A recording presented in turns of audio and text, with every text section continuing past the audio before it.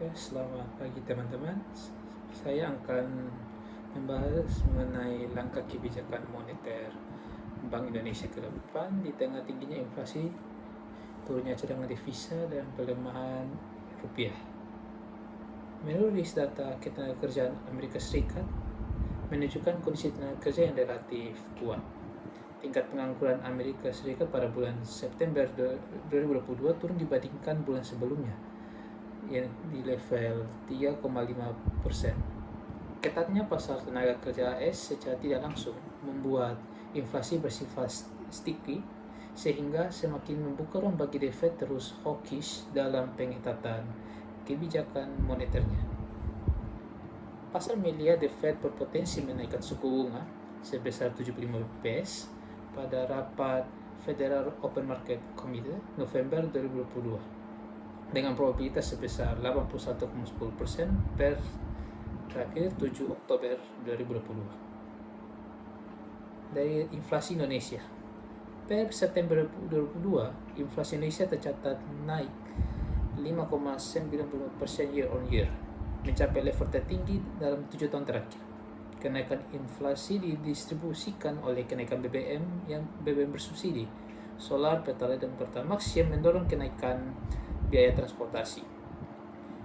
Per September 2022, inflasi dari komponen transportasi naik 16,1% year on year. Selain itu, kenaikan inflasi juga dikontribusikan oleh kenaikan inflasi kategori makanan, minuman, dan tembakau sebesar plus 7,91% year on year. Pada bulan September 2022, cadangan devisa Indonesia tercatat sebesar 130,80 miliar US dollar, mendekati rata-rata 5 tahun terakhir di kisaran USD 130 miliar dan mencapai nilai terendah sejak bulan Mei 2020. Turunnya cadangan devisa Indonesia disebabkan oleh pembayaran utang luar negeri dan intervensi BI untuk menjaga stabilitas IDR di tengah kuatnya US dollar. Secara today, per Oktober 2022, IDR terus melemah sebesar minus 6,5% terhadap US dollar, sementara US dollar index menguat sebesar plus 17,90%.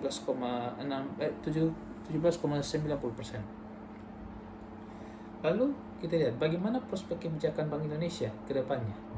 Dari sisi inflasi, kenaikan bank BBM bersubsidi berpotensi menyebabkan second round effect terhadap inflasi ke depannya.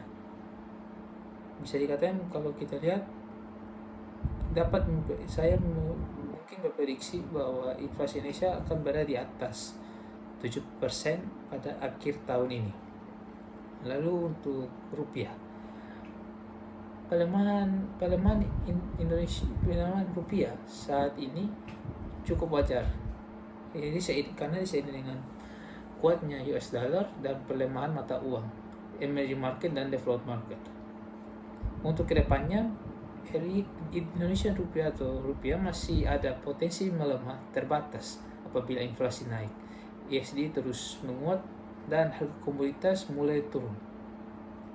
Adapun implikasi dari dua hal tersebut, BI kemungkinan besar masih akan menaikkan suku bunganya untuk menjaga stabilitas rupiah dan inflasi, walaupun kenaikannya diperkirakan tidak akan seagresif yang dilakukan oleh The Fed. Dan menurut saya mungkin BI akan menaikkan suku bunganya di kisaran 50 sampai 100 bps, sehingga akan berada di kisaran 4,75% sampai 5% di akhir tahun. Lalu untuk dampaknya terhadap USD dan per US dollar, jika dilihat bahwa dalam sepekan terakhir USD index menguat 0,60% karena rilis data ketenagakerjaan AS yang relatif kuat, yang membuka ruang untuk The Fed untuk terus menaikkan suku bunganya secara agresif.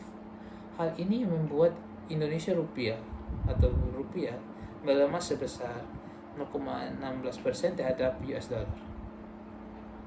Seiring dengan kenaikan inflasi dan US dollar yang kuat, rupiah berpotensi melemah secara terbatas untuk kedepannya.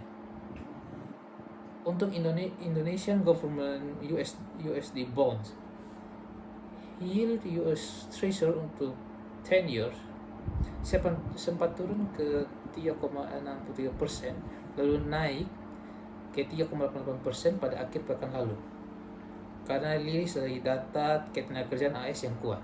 Sementara itu, yield Indon 10 year terbatas sebesar minus 10,60 bps seiring dengan turunnya credit default swap untuk 5 tahun ke level 153,78 bps. Untuk Indonesian bond pada pekan lalu, yieldnya turun sebesar minus 12,40 bps ke level 7,25%. Dengan adanya permintaan domestik yang relatif kuat di pasar obligasi Indonesia membuat pergerakan yield average 10 year relatif terjaga di tengahnya foreign outflow yang terus terjadi. Per 7 Oktober ini, foreign outflow tercatat sebesar 7,29 triliun pada pekan lalu. Untuk Dow Jones, S&P 100 dan Nasdaq pada pasar saham global, jika kita melihat pada data ketenagakerjaan Amerika Serikat, Dow Jones dan Nasdaq masing-masing terkoreksi sebesar minus 2,11%, minus 2,80%, dan 3,80% pada terakhir 7 Oktober 2022. Karena seiring dengan ekspektasi pasar The Fed yang cenderung devisa laras, dengan volatilitas di pasar saham yang berpotensi lebih minimum ke depannya, pasar saat ini menunggu rilis dari earnings emiten dan data inflasi AS di bulan September 2022 yang akan dirilis pada pekan ini. Lalu untuk IHSG, pada pekan lalu IHSG terkoreksi sebesar minus 20%, dan koreksi terjadi sejalan dengan aksi taking profit oleh investor asing di tengah ketidakpastiannya global, di mana foreign outflow di IHSG tercatat sebesar 1,46 triliun rupiah di pasaran reguler. Namun sejauh ini ekonomi Indonesia terlihat masih cukup kuat di tengah inflasi. Bahkan untuk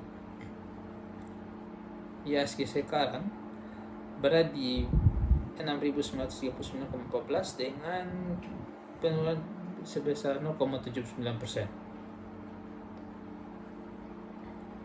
Itulah sekian dari video saya pada kali ini. Boleh di komen di bawah. Terima kasih.